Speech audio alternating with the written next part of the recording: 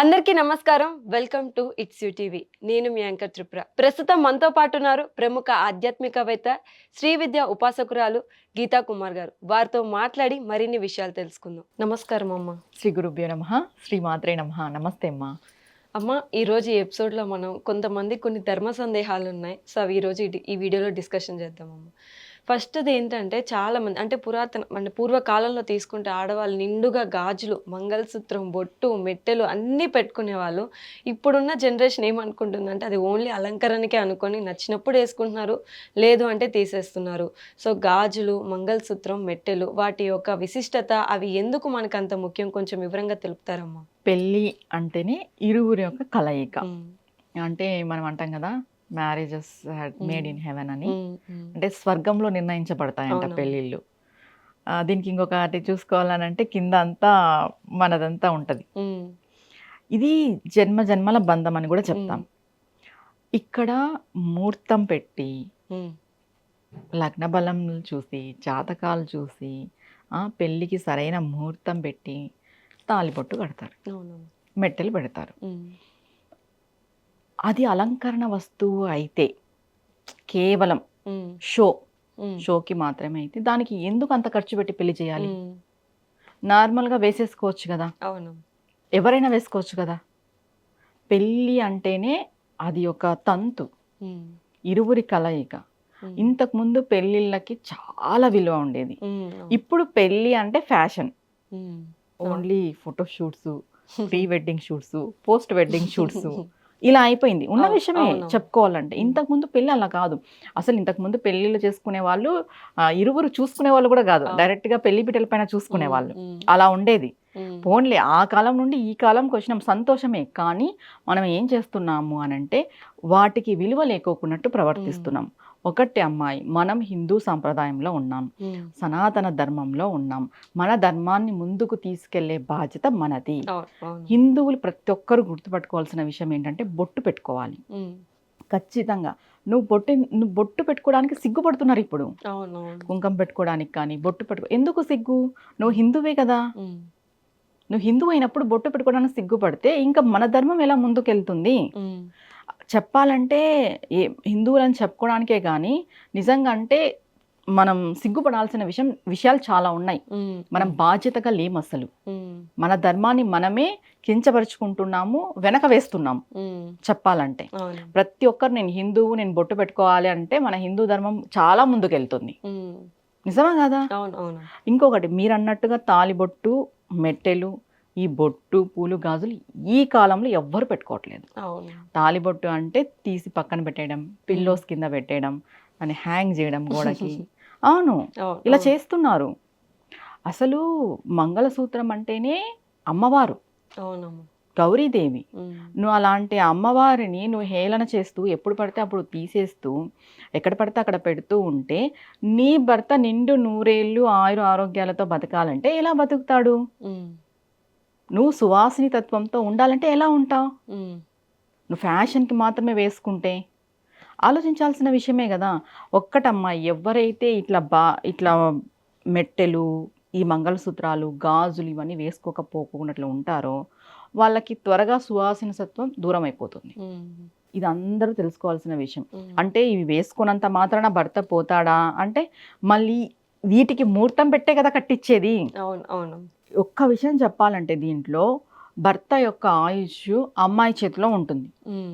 మనం పెళ్ళిళ్ళు చేసేటప్పుడు కూడా అమ్మాయికి యొక్క సుమంగళి తత్వం, సౌభాగ్యతత్వం ఎంతవరకు ఉంది అని చూసి జాతకంలో చూసి చేస్తారు. కొంతమంది అమ్మాయిలకి సౌభాగ్యతత్వం లేనప్పుడు పురుషుడికి ఇబ్బంది వస్తుంది. అంటే అమ్మాయిల వల్లే పురుషులు ఇదవుతారా అంటే మనం దానికి తగ్గట్టుగా పరిహారాలు చేసుకోవాలి. మనం ఎలా పడితే అలా ఉండేసి మన పద్ధతులని పక్కన పెట్టేసి మాకు ఇలా జరిగింది అలా జరిగింది అని వాపోతే ఏం ప్రయోజనము? ఒక్క విషయం అడుగుతాను, ఇప్పుడు ఐటీ కంపెనీస్లో మెట్టలు పెట్టుకోవద్దు, తాలిబొట్లు వేసుకోవద్దు అని చెప్తారా? లేదు. కానీ పక్కన వాళ్ళు ఎవరో అలా చేసింటారు, అలా వస్తుంటారు, వీళ్ళు అలానే అంతా వెస్ట్రన్ కల్చర్ తీసుకొచ్చి మనం ఫాలో అవుతున్నాం. నీకు నువ్వుగా నేను నా హిందూ ధర్మాన్ని, నా సనాతన ధర్మాన్ని ముందుకు తీసుకెళ్ళాలి, నేను ఒక హిందూ మహిళ, నేను ఒక వివాహిత అయిన స్త్రీ, నాకు పెళ్ళయింది, నేను మంగళసూత్రం వేసుకుంటాను, మెట్టలు పెట్టుకుంటాను, బొట్టు పెట్టుకుంటా, గాజులు వేసుకుంటా, నేను ఇలానే ఉంటానని నువ్వు ఒక్క నెల రోజులు అలానే ఉండు, నిన్ను చూసి ఇంకొకరు మారుతారు. నిండు అసలు ఆ అమ్మాయి అంటేనే లక్ష్మీదేవి. మనం అబ్బాయిలన్నా తక్కువ పోలుస్తాం దేవుళ్ళతో, అమ్మాయిలు అంటేనే పరదేవత, అమ్మాయి అంటేనే లక్ష్మీదేవి, గృహలక్ష్మి, గృహే గృహే. ఇన్ని మాట్లాడుతున్నప్పుడు, ఇన్ని చెప్తున్నప్పుడు నువ్వు అమ్మాయిగా ఏం చేస్తున్నావు? నీకంటూ ఒక బాధ్యత ఉండక్కర్లేదా? చెప్పు. ఎంతసేపు ఇంకోటి వాళ్ళకి వాళ్ళు మేము పరదేవతలు, మేము అమ్మవార్లని పోల్చుకుంటున్నప్పుడు ఆ అమ్మవారి గుణంలో ఒక్కటైనా నీకుందా? మనం ఆలోచించాలి కదా. నువ్వు ఒక బొట్టు పెట్టుకో, గాజులు పెట్టుకో, పూలు పెట్టుకోవు, మంగళసూత్రం వేసుకో, ఏమి చెయ్యవు, నీకు ఎక్కడి నుండి వస్తుంది ఆ కళ? ఆ పాజిటివిటీ రావాలంటే ఎక్కడి నుండి వస్తుంది? మెయిన్గా చెప్పాలంటే ఈ మెట్టెలు, ఈ మంగళసూత్రము, ఈ గాజులు సైంటిఫిక్గా తీసుకున్నా మనకి హెల్త్కి రిలేటెడే చెప్పారు. మన హెల్త్ పర్పస్ బాగుంటుంది అని. ఇప్పుడు గర్భిణీ స్త్రీలు కాళ్ళకు పట్టీలు వేసుకోవడం, చేతికి గాజులు వేసుకోవడం వల్ల ఏమవుతుందంటే ఆ సౌండ్స్ లోపల ఉన్న బిడ్డ వినడం వల్ల వినికిడి అనేది వాళ్ళకు లోపల నుండే మొదలవుతుంది, వినికిడి శక్తి. అది కాక మనకి చాలా నర్వ్స్ యాక్టివేట్ అవుతాయి అన్నమాట. ఇక్కడ మనకి చాలా నరాలు ఉంటాయి, ఇవన్నీ యాక్టివేట్ అవుతాయి. ఇప్పుడు మెట్టలు పెట్టుకోవడం వల్ల కూడా మన నరాల యొక్క యాక్టివేట్కే చెప్పారు. అన్ని హెల్త్ రిలేటెడే. ఇవి వేసుకోవడం వల్ల మనకి హెల్త్ బాగుంటుంది. ఇప్పుడు ఇవి వేసుకోకున్నట్టు ఎంతమంది ఎన్ని హెల్త్ ఇష్యూస్ ఫేస్ చేస్తున్నారు అమ్మాయిలు. అది మనం ఇంతకుముందు లేవు. ఈ పీసీఓడి, పీసీఓఎస్ అంట, థైరాయిడ్ అని ఇంతకుముందు ఉండే నా పూర్వకాలంలో అసలు లేవు. ఇప్పుడు వస్తున్నాయి. ఎందుకు వస్తున్నాయి? మనం వీటన్నిటికీ దూరంగా ఉన్నాం కాబట్టి. ఫుడ్ మారిపోయింది, కట్టుబాట్లు మారిపోయినాయి, మనం వెస్ట్రన్ కల్చర్ తెచ్చుకొని దాన్ని పాటిస్తూ తిరుగుతున్నాము. ఇంకా ఎక్కడి నుండి మనకి ఆరోగ్యం వస్తుంది, సంపద వస్తుంది, ఐశ్వర్యం వస్తుంది? భర్త దీర్ఘాయువుగా ఉండాలంటే ఎలా ఉంటాడు? ఇప్పుడు పెళ్లి చేస్తున్నారు అమ్మాయికి అబ్బాయికి అని అంటే ఇరువురి యొక్క ఆరోగ్యము, సంపద, ఐశ్వర్యము, ఆయుష్ ఇద్దరిపైన ఆధారపడి ఉంటుంది. ఇప్పుడు ఒకవేళ ఆ అబ్బాయికి భార్య వియోగం ఉంటే అమ్మాయి ఖచ్చితంగా మరణిస్తుంది జాతకంలో, ఆ అబ్బాయికి అలా ఉంటే. ఇప్పుడు ఇద్దరూ పవిత్రంగా ఉండాలి, ఇద్దరూ ధర్మంగా ఉండాలనే కదా ఇద్దరికి కలిపి పెళ్లి చేసేది. అలాంటప్పుడు ఎలా ఉన్నారు? మనకి మనం చెక్ చేసుకోవాలా. నేను ఎన్ని చెప్పినా, మీరు నన్ను ఎన్ని అడిగినా ఎవరికి వాళ్ళు చెక్ చేసుకోవాలా. అంటే ఇప్పుడు ఏమైపోతుంది, మంగళసూత్రం వేసుకుంటేనే ఆయన బతుకుతాడా? ఇలా మాట్లాడుతున్నారు.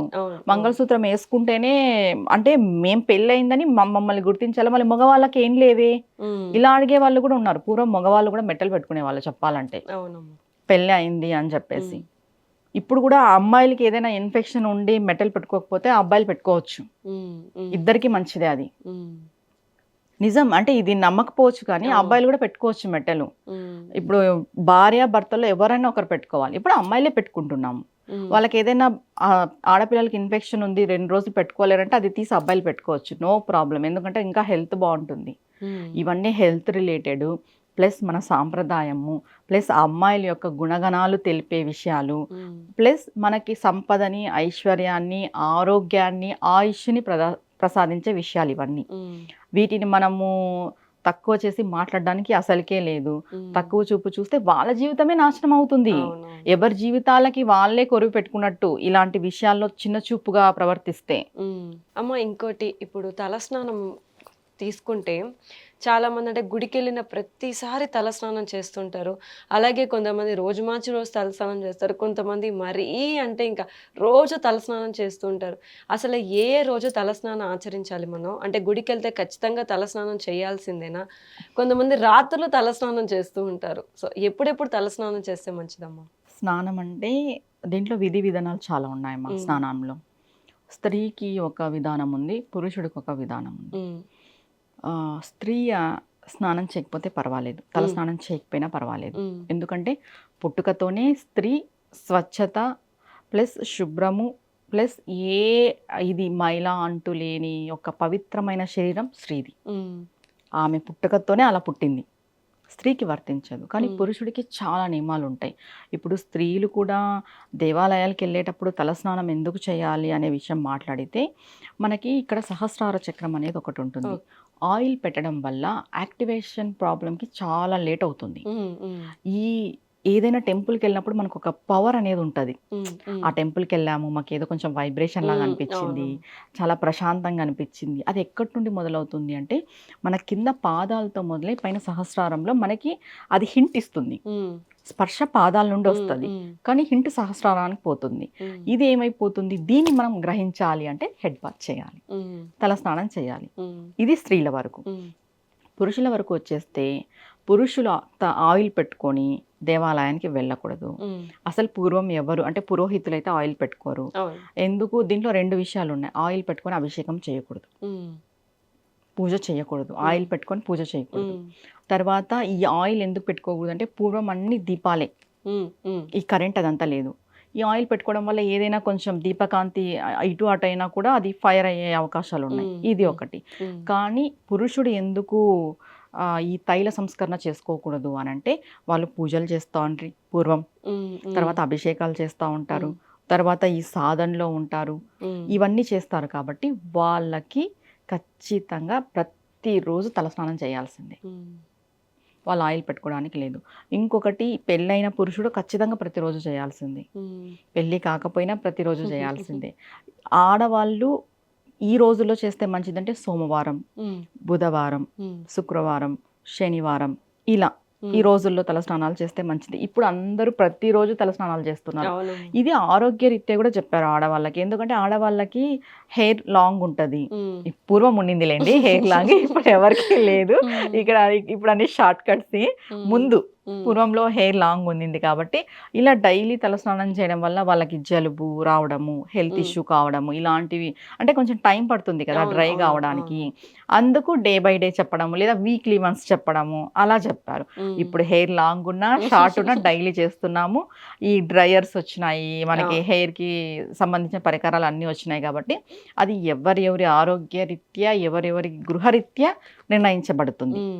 ఇప్పుడు అయితే మనం ఇప్పుడు అమ్మాయిని అసలు తలస్నానం చేయొద్దని చెప్పడానికి లేదు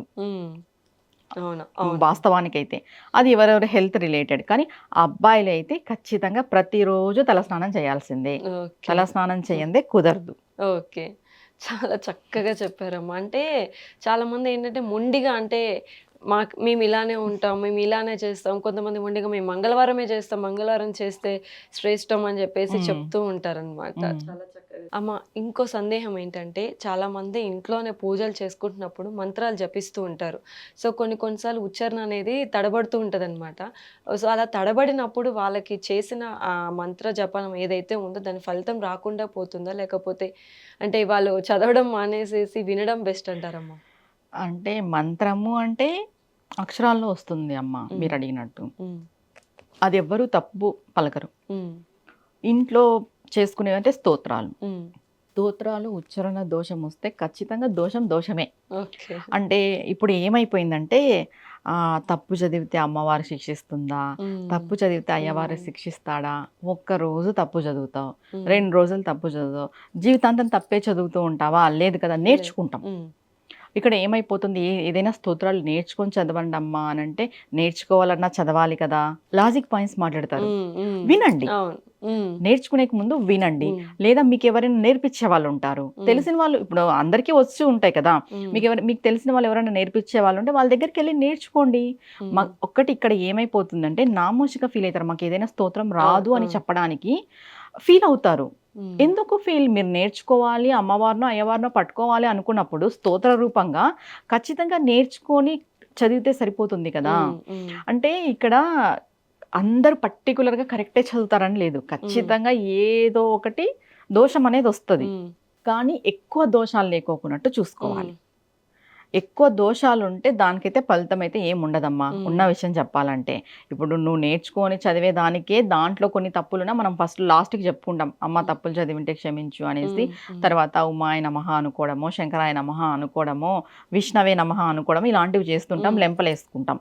ఇంకా మంత్రాల విషయానికి వస్తే అస్సలు దోషం ఉండకూడదు.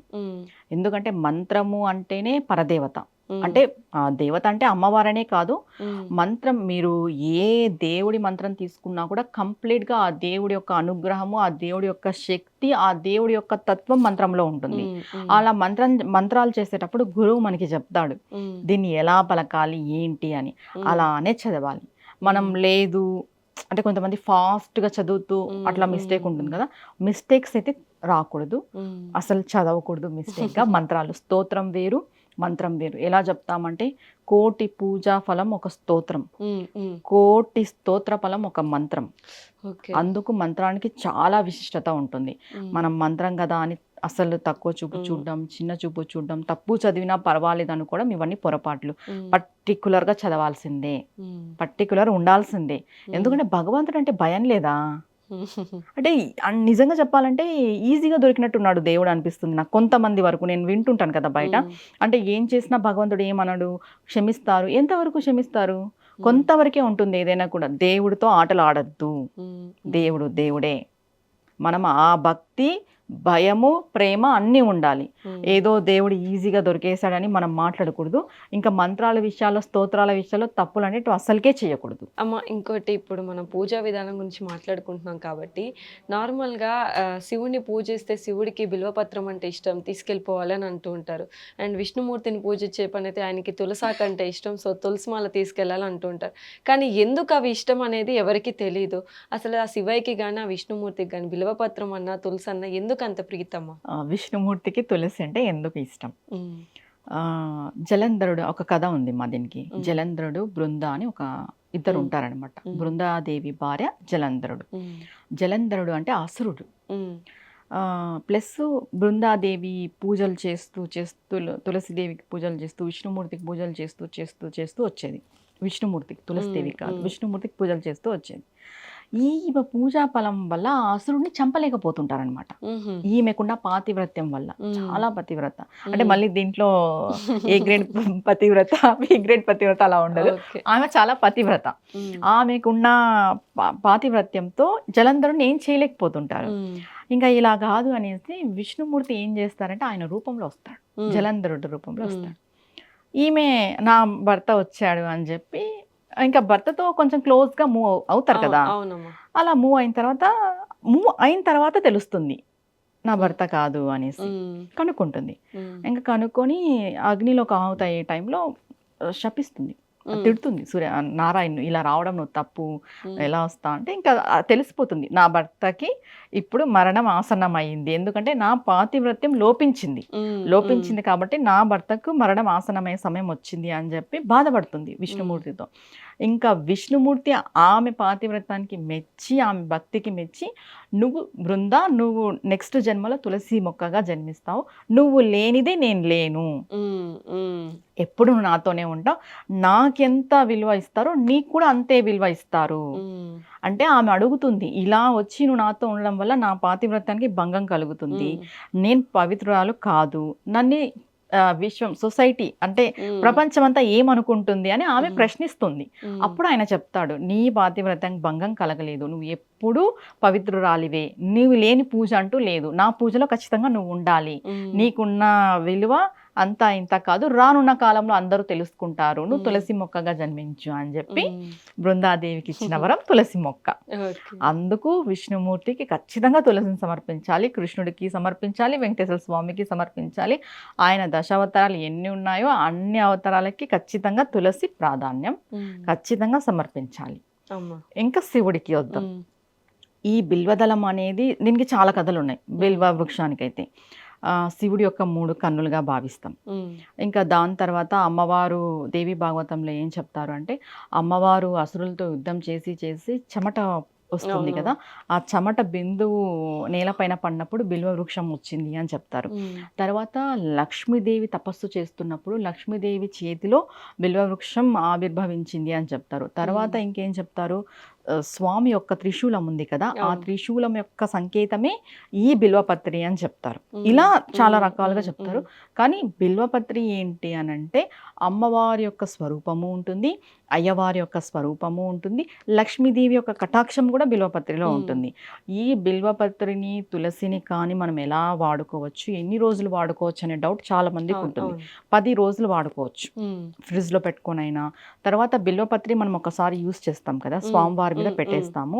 నెక్స్ట్ డే అది మళ్ళీ శుద్ధ జలంతో కడిగేసి మళ్ళీ యూస్ చేసుకోవచ్చు, ఉమ్, ప్రాబ్లం ఉమ్, లేదు. అది నెక్స్ట్ డేకి నిర్మాల్యం అయిపోదు. ఉమ్, బిల్వపత్రి 10 రోజులు, తులసి ఆకు కూడా 10 రోజులు మనం యూస్ ఉమ్, చేసుకోవచ్చు. ఉమ్. అమ్మ చాలా చక్కగా వివరించారంటే ఇవి చిన్న చిన్న ధర్మ సందేహాలైనా సరే చాలా క్లియర్గా క్లీన్గా ఎక్స్ప్లెయిన్ చేశారు. Thank you so much. ధన్యవాదాలు. నమస్తే అమ్మా.